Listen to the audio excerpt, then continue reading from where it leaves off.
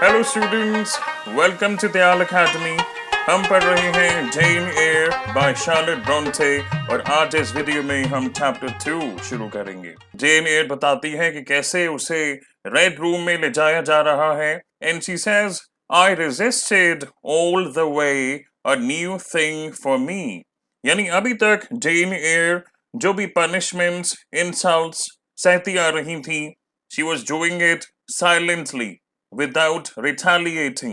And this is probably the first time, जैसे हमने पिछली वीडियो में डिस्कस किया था, that Jane is actually retaliating. If not, she's trying to oppose the punishment inflicted upon her. तो जहां ये बच्चे थे और अब जेन को ऊपर रेड रूम में ले जाया जा रहा है, तो ऑन द वे जो मेड्स हैं मिस एबॉट और बेसी, इन दोनों ने जेन को पकड़ा हुआ है और ऑलमोस्ट घसीटते हुए जेन को रेड रूम में लेके जा रही हैं and Jane is resisting all the way. और जेन कहती है इसी वजह से शायद बेसी और मिस एबर्ट का जो ओपिनियन है मेरे बारे में वो और ज्यादा बैड होता गया। और यहीं पर बहुत जरूरी है बता देना कि the theme of injustice, social class, violence, ये अभी तक की प्रोमिनेंट थीम्स हैं। Injustice. Why injustice? Because Jane Eyre is being dragged to the Red Room. How is she going to be tortured there? ये आप अभी जानेंगे. And all of this is happening to her for no fault of hers. पिछले chapter से ये आप जानते हैं. Jane says, I was conscious that a moment's mutiny had already rendered me liable to strange penalties. कि एक क्षण की जो म्यूटिनी है, रिवोल्ट करना, this made her liable to strange penalties. यानी आज तो जेन एयर ने अपना स्टैंड लिया है, जॉन रीड को अपोज किया था, इसकी वजह से जेन को आगे और भी बहुत कुछ सहने को मिलेगा. And like any other rebel slave, I felt resolved in my desperation to go all lengths. Now, this is very interesting. Why is Jane Eyre comparing herself to a rebel slave? यहीं से the theme of social class highlight होती है. देखें, जो read house hold है, इसमें जो इनके बच्चे हैं, मिसेस रीड हैं, they belong to the upper class. जो सर्वेंट्स हैं, बेसी और Miss Abbot, they belong to the servant class. लेकिन बार बार जेन को ये बताया जाना, रिमाइंड कराना कि भाई तुम तो डिपेंडेंट हो, your father did not leave any money for you, you are not doing anything for your keep here. तो यहां से ऐसा लगता है कि जेन की जो पोजीशन है इस सोशल हायरार्की में वो सर्वेंट से भी नीचे है. That is why she feels like a rebel slave. Bessie Miss Abbot को कहती है कि पकड़ के रखो इसको, she is like a mad cat. तो सर्वेंट्स ऑब्वियसली वैसे ही करेंगे जैसे उन्हें करने को बोला जाएगा. और मिस एबर्ट कहती हैं, what shocking conduct miss air, to strike a young gentleman, your benefactress's son, your young master. अब देखिए ये जो वर्ड है बेनिफैक्ट्रेस, जनरली ये जो वर्ड है ये रिलेटिव्स के लिए यूज नहीं किया जाता. देखा जाए तो मिसेस रीड जेन की आंट हैं, स्ट्रेंजर नहीं है, कोई एहसान नहीं कर रही है जेन को अगर पाल रही हैं. बेनिफैक्ट्रेस या बेनिफैक्टर वर्ड वहां पे यूज किया जाता है जनरली, यूजुअली, जब कोई स्ट्रेंजर किसी के लिए कुछ ऐसा काम करे कि वो लाइफ में प्रोग्रेस कर रहा है, helping that person. For example, Charles Dickens के ग्रेट एक्सपेक्टेशंस नॉवल में जो प्रोटैगनिस्ट पिप है, उसका जो बेनिफैक्टर है, he was not related to पिप.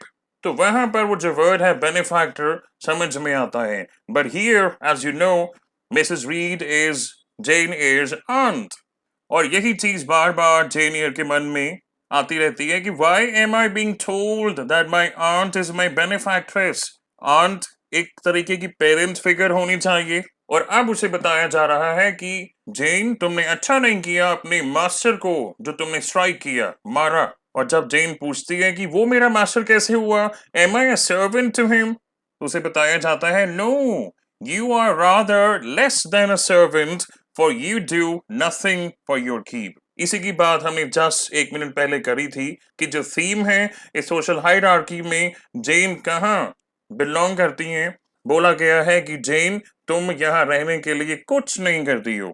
देखा जाए तो जो रीड चिल्ड्रन हैं, जॉन है, उसकी जो सिस्टर्स हैं जॉर्जियाना और एलिजा, वो भी कुछ नहीं करते हैं. लेकिन जेन को ही बोला जा रहा है बार बार, you are dependent, you are like a mad cat, you are less than a servant, you are not doing anything for your keep here, as if Mrs Reed उस पर बहुत एहसान कर रही हैं। फाइनली जेन एयर को उस रेड रूम में ले जाया जाता है और वहां पर एक स्टूल है जिस पर उसको बिठाया जाता है जबरदस्ती। लेकिन जेन की जो इंस्टिंक्ट्स हैं वो ये हैं कि वो एकदम से उठ जाए, और अब इन मेड्स को पता लग गया है कि भाई ये लड़की ऐसे नहीं मानेगी, इसको तो इस स्टूल से बांधना पड़ेगा। Bessie says, if you don't sit still you must be tied down. Miss Abbot को कहती हैं, lend me your garters. Now see, garter is a band which is worn around a leg. Women use किया करती हैं to hold up the stocking or socks. तो और कुछ नहीं मिला बांधने के लिए, तो बेसी मिस एबर्ट को कहती हैं कि भाई लेंड मी योर गार्टर्स, इसी से इसको यहाँ पे बांध देती हैं। तो जैसे ही मिस एबर्ट अपनी लेग से गार्टर्स उतारने लगती हैं, जेन को ये एहसास होता है कि it's better that I stay still, क्योंकि रेड रूम में जेन एयर को लॉक कर देने वाले हैं ये लोग यहाँ पर। लेकिन अगर जेन को बांध दिया जाता है, then it is going to cause her much more embarrassment and humiliation. That is why Jane assures him, वो कहती है, don't take them off, मैं नहीं हिलूंगी, आप चाहती हो मैं यहाँ पर बैठूं, मैं यहीं बैठी हूँ। तो 2 मिनट तक उसको ऑब्जर्व करते हैं मिस एबॉट और बेसी, और जैसे ही वहां से बाहर निकलने वाले होती हैं, बेसी कहती है, she never did so before, इस लड़की ने ऐसा कुछ तो पहले कभी नहीं किया था। लेकिन मिस एबॉट का कहना है कि नहीं नहीं, इट वॉज ऑलवेज इन हर, मैंने तो मिसेस को कब से बताया था कि मेरा जो ओपिनियन है इस बच्ची के बारे में ये बिल्कुल अच्छा नहीं है, ये कुछ भी ऐसा कर सकती है।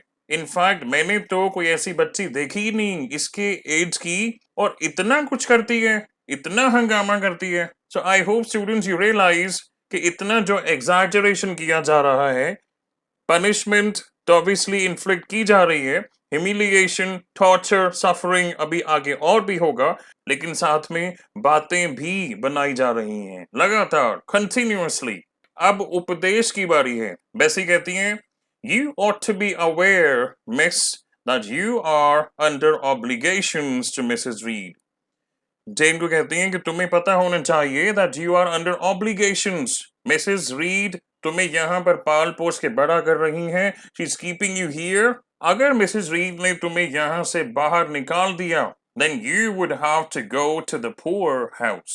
तो यहाँ से ये ऑफिशियली क्लियर हो जाता है कि सभी लोग ये मानते हैं कि मिसेस रीड जेन को यहाँ अपने घर में रख के एहसान कर रही हैं, एंड हेंस द वर्ड बेनिफैक्ट्रेस। और यही चीज जेन कहती है कि my very first recollections of existence included hints of the same kind, यानी ये घिसा पिटा रोना धोना पता नहीं कब से चला आ रहा है। मुझे हमेशा ये बताया जाता है कि भाई तुम तो डिपेंडेंट हो, तुम्हारे फादर तो कुछ तुम्हारे लिए छोड़ के नहीं गए, मिसेस रीड तुम्हारे पर एहसान कर रही हैं, you should make your self agreeable and pleasant here, this is not how you should behave here.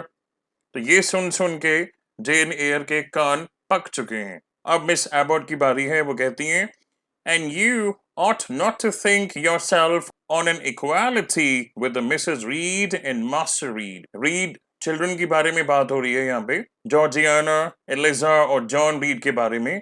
कहती है कि बेटा तुम ये मत सोचो कि तुम इन बच्चों के लेवल की हो, you're not equal to them। और उसका रीजन साफ साफ बताया जाता है कि they will have a great deal of money and you will have none। मतलब ये चीज बार बार जेन को बताई जा रही है as if this is her fault, कि उसके father he died early and then he did not leave any money for her। कहती हैं यहाँ तुमको अगर रहना है then you should be humble and you must try making yourself agreeable to them, यानी तुम्हें प्लेजेंट बन के ही रहना पड़ेगा, ऐसे रिवोल्ट करके टीके मार के या अभी जो तुमने किया ये सब करने से कुछ नहीं होगा, you are going to lose. अब बेसी की बारी है।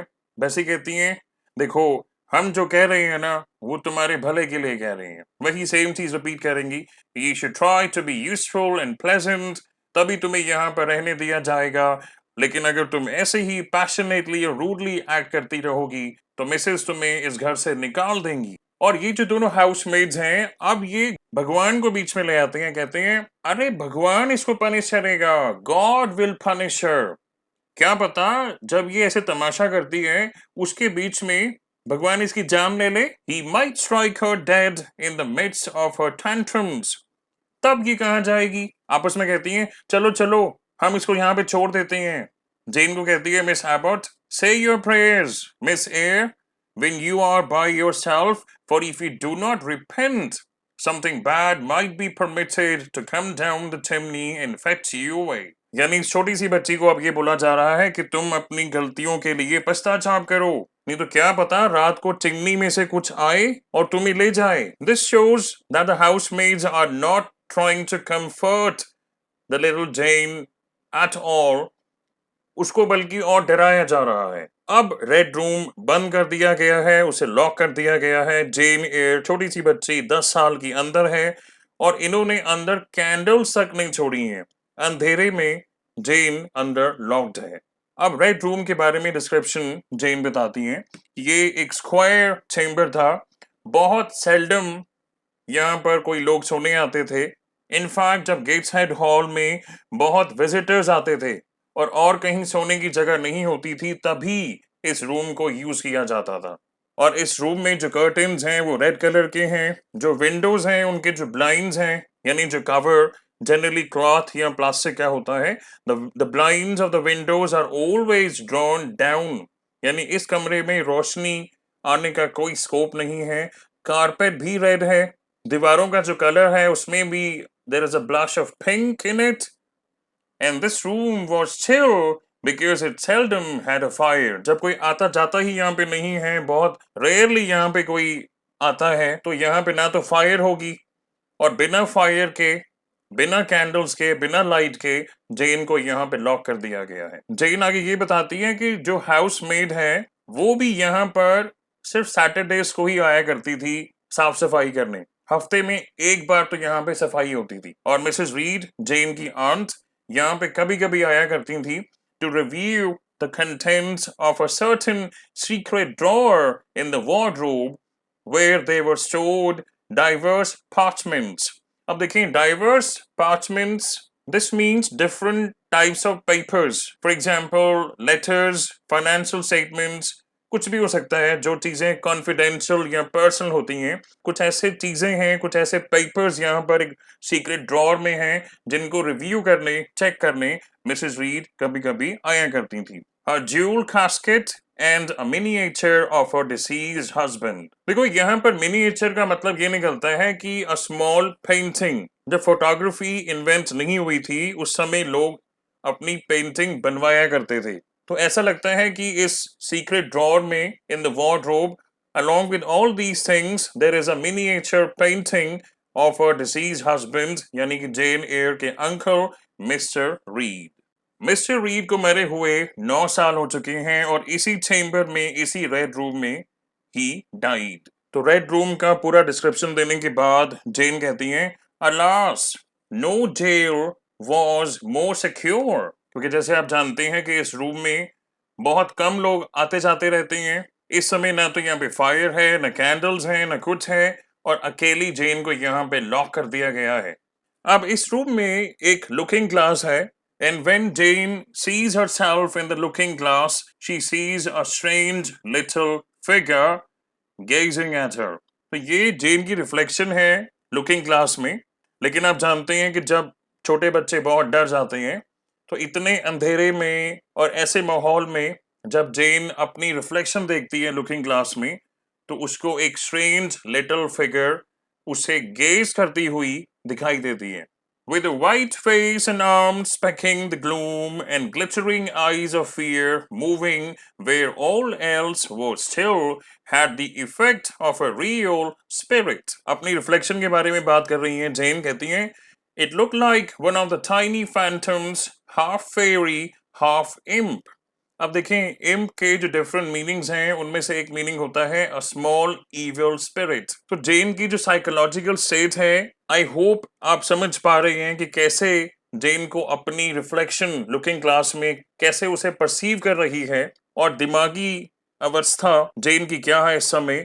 due to the prolonged and ongoing torture, punishments, insults, and now that she's ended up being locked in this red room. तो ये जो भूतों के ख्याल हैं ये जेन के मन में आने लगे हैं, but she says superstition was with me at the moment, but it was not yet her hour for complete victory because my blood was still warm. यानी अभी जो बहस हुई है उससे जेन का शरीर अभी भी गर्म है, लेकिन आप जानते हैं कि जैसे ही कुछ टाइम गुजरेगा तो जेन पर क्या बीतने वाली है। अब जेन क्या करती हैं, एकदम से रिफ्लेक्ट करना शुरू करती हैं कि भाई मेरे साथ चल क्या रहा है, What is happening with me in this house? All John Reed's violent tyrannies, कैसे वो एक टायरेंट की तरह बिहेव करता है जॉन, इसकी जो सिस्टर्स हैं वो कितनी प्राउड हैं, हाउ इनडिफरेंट दे आर। मेरी आंट मिसेस रीड कैसे बिहेव करती है मेरे साथ, और जो सर्वेंट्स हैं उन्हें कुछ दिखता नहीं है क्या, they are also partial. And this question that comes up in Jane's mind is Why was I always suffering? कि भाई मैंने किया क्या है? Why am I always browbeaten? हमेशा मुझे क्यों धमकाया जाता है कि तुम ऐसा करो, तुम ऐसा करो, हमेशा जबरदस्ती की जाती है मेरे साथ। Why am I always accused and forever condemned? Why could I never please anybody? इस एलिजा को देख लो, she is so headstrong. Headstrong means कि जो आपके मन में आए वो करना और किसी की ना सुनना। तो एलिजा इतनी हेडस्ट्रॉन्ग है, इतनी सेल्फिश है, उसकी तो बहुत रिस्पेक्ट की जाती है। जॉर्जियाना को देख लो, उसका तो टेम्पर ही इतना स्पॉइल्ड है। Such a strong, bitter and unpleasant spite she has, and so rude she is. Her beauty, her pink cheeks and golden curls seemed to give delight to all who looked at her and to purchase indemnity for every fault. Indemnity, as you know, is protection against damage or loss. Georgiana के बारे में और कहती हैं कि इसकी जो beauty है, how beautiful she is, you know she has pink cheeks. ऐसा लगता है कि इसकी जो इतनी ब्यूटीफुल अपीयरेंस है, तो जब लोग इसको देखते हैं इसके फॉल्ट्स भूल जाते हैं क्योंकि ये बहुत ब्यूटीफुल है। ऐसा थोड़ी होता है। और जॉन जॉन को तो कोई रोकने वाला इस घर में है ही नहीं, और क्या क्या कारनामे करता है। John would twist the necks of the pigeons, he would kill the little peachicks, he would set the dogs at the sheep, he would strip the hothouse vines of their fruit. मतलब बिल्कुल जो शैतान बच्चों वाले काम हैं सारे के सारे जॉन ने ही करने हैं। इतना तो ठीक है, लेकिन वो अपनी मदर को नहीं छोड़ता। He calls his mother old girl, and sometimes he reviles her for her dark skin. Revile means when you criticize somebody in an abusive or insulting manner. तो जॉन रीड कुछ भी करे इसको कोई रोकने वाला, कोई टोकने वाला इस घर में है ही नहीं है। He may bluntly disregard his mother's wishes. He may frequently tear and spoil his mother's silk attire, but still ये अपनी मदर के लिए मेरा राजा बेटा है। और अब अपने बारे में बात करती हैं कि मैं कोई फॉल्ट कमिट ना करूं, इसकी कितनी मैं कोशिश करती हूँ। आई डेड कमिट नो फॉल्ट। कितनी कोशिश मैं करती हूँ कि जितनी भी मेरी ड्यूटीज हैं उन्हें मैं फुलफिल करूं, लेकिन फिर भी मुझे लेबल किया जाता है नॉटी, टायरसम, सलन, स्नीकिंग। सुबह से लेकर दोपहर तक और दोपहर से लेकर रात तक इस घर में यही चलता है मेरे लिए। तो अभी जो जॉन रीड ने जेन को मारा था, बुक फेंकी थी, उससे जेन के सर पे थोड़ी चोट आई है और उसका सिर अभी भी दर्द कर रहा है एंड इट्स ब्लीडिंग। और जेन कहती है कि nobody reproved John for wantonly striking me. Wantonly means when you do something in a deliberate and unprovoked manner. बिना वजह जॉन ने मुझे मारा, लेकिन किसी ने जॉन को कुछ नहीं बोला। और मैंने जो रिएक्शन दिया, I did it only to avert further irrational violence. क्योंकि अगर मैं रिएक्ट नहीं करती तो ये और भी बहुत तमाशा करता, मुझे और चोट लग सकती थी। लेकिन इतनी सी रिटेलिएशन के लिए अब मुझे इतनी पनिशमेंट दी जा रही है और आगे और मुझे ताने सुनने को मिलेंगे। तो अब ये जो इनजस्टिस की थीम है ये राइजिंग एक्शन में है, क्योंकि जेन खुद इस बात को कंक्लूड करती हैं, unjust unjust said my reason. और अब जेन के मन में कुछ अजीब से ख्याल आने लगते हैं कि भाई इस ऑपरेशन से बचने के लिए मैं करूं तो करूं क्या। क्या मैं यहाँ से भाग जाऊं? और अगर ऐसा पॉसिबल ना हो तो क्या मैं खाना पीना छोड़ दूं? क्या मैं मर जाऊं?